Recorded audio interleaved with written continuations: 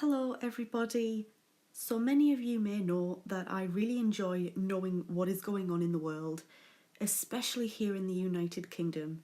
For some reason, I don't know why, it's very important for me to know the news and what's going on here, and I managed to find another very interesting article today to discuss with you.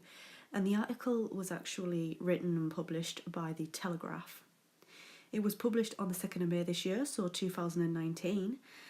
And the article grabbed my attention straight away because it's actually titled "Boy Who Cried Wolf, Prankster Died in Fake Suicide Gone Wrong, Designed to Scare Girlfriend."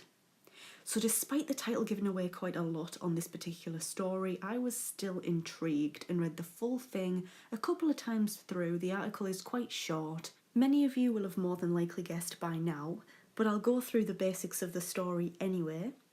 A prankster named Danny Monroe had passed away when he wanted to prank his girlfriend by faking that he had took his own life. The prank was apparently only meant to scare his girlfriend and nothing more than that. The prankster worked in a local supermarket and his girlfriend also worked in the same supermarket with him. And Danny regularly attempted to partake in controversial pranks or jokes. For example, Danny Monroe had once claimed that he had been stabbed, but instead he had simply covered himself in tomato ketchup. Another prank the article covered was his attempt at faking an anaphylactic shock after eating some nuts.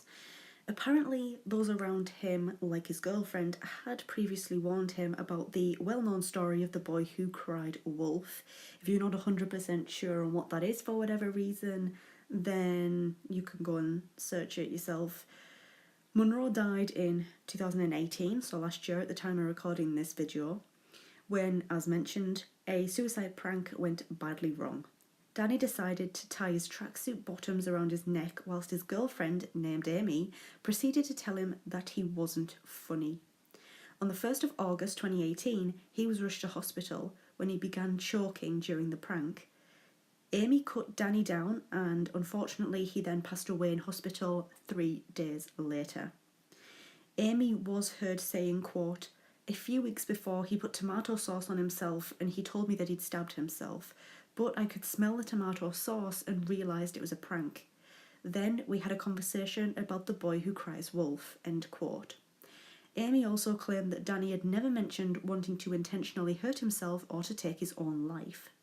His cause of death was a massive swelling to the brain.